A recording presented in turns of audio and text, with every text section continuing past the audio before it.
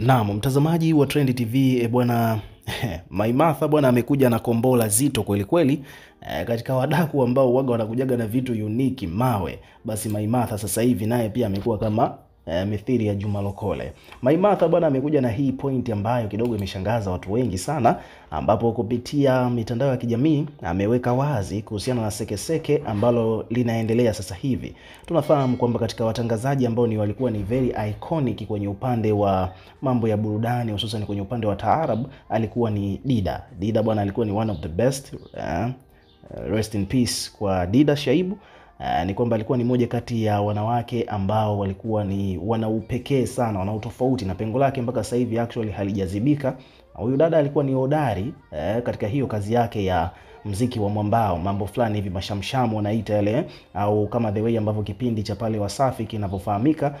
Ni kwamba huyu Dida alikuwa ni the best katika hiyo engo, na hajafanya kazi WCB peke yake pale Wasafi peke yake, hapana. Dida ameshafanya kazi katika redio nyingine kadhaa huko nyuma, ameshashiriki mpaka katika maigizo na nini. Kwa hiyo ni mtu ambaye katika industry entertainment amekuwa ana mizizi na amekuwa na mashabiki wengi sana, alikuwa na fan base kubwa sana. Sasa Dida alivyofariki kipindi akiwa anafanya kazi pale Wasafi, ni kwamba ilifahamika, ikaja ikawekwa wazi kwamba Dida alikuwa na mtoto wa kike, binti yake, na binti yake alikuwa anasoma. Na kitu ambacho kimekuja kugundulika ni kwamba binti wa Dida bwana, kwa mujibu wa the way ambavyo mambo yalivyokuwa yanaendelea huko mitandaoni, ilifahamika kwamba baada tu ya Dida kufariki, Diamond Platnumz of course alikuwa na majukumu mbalimbali, lakini akatoa taarifa kupitia moja kati ya watangazaji pale wa Wasafi ambao walikuwepo katika msiba wa Dida, Maulid Kitenge, akaweka wazi kwa familia na umma kwamba Diamond amekubali au atajitolea kuhakikisha kwamba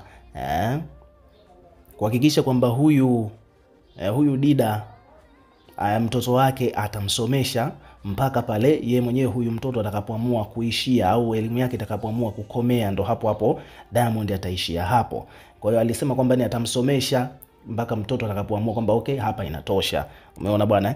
Kwa hiyo hicho ni kitu ambacho kiukweli watu wengi sana waliguswa na maamuzi ambayo Diamond aliamua kuyafanya ya kuchukua jukumu la kumsomesha binti huyu.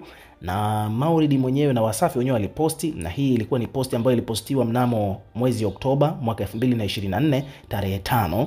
Waliandika kabisa hapa, na Maulid alikuwa anazungumza msibani, katika msiba wa Dida, kwamba Diamond ameamua kumsomesha mtoto wa Dida Shaibu ambaye anafahamika kwa jina la Sanura hadi atakapomaliza masomo yake. Umeona bwana na hiki ni kitu ambacho watu wengi sana walikuja kukisupport. Sasa Maimartha bwana amekuja kutoa habari kwamba hilo jambo bwana limekwama. Maimartha wa Jesse amekuja kutoa habari kwamba hilo jambo limekwama, imeshindikana.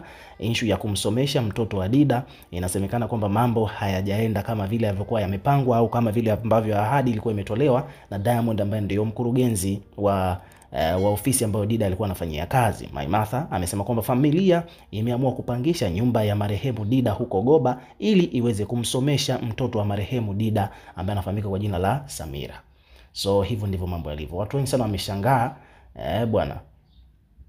Umeona watu wengi sana wameshangaa kuona hivyo kwamba je, Diamond ni kwamba hajatimiza ile ahadi au vipi? Lakini hili jambo bado tutalifuatilia pia kwa undani zaidi, ili tuweze kupata habari nyingine za kiundani zaidi kuhusiana na hii situation. Tutakuletea hapa Trend TV. Kwa hiyo kuwa karibu nasi, na pia vile vile hakikisha una subscribe kwa ajili ya kupata update zaidi.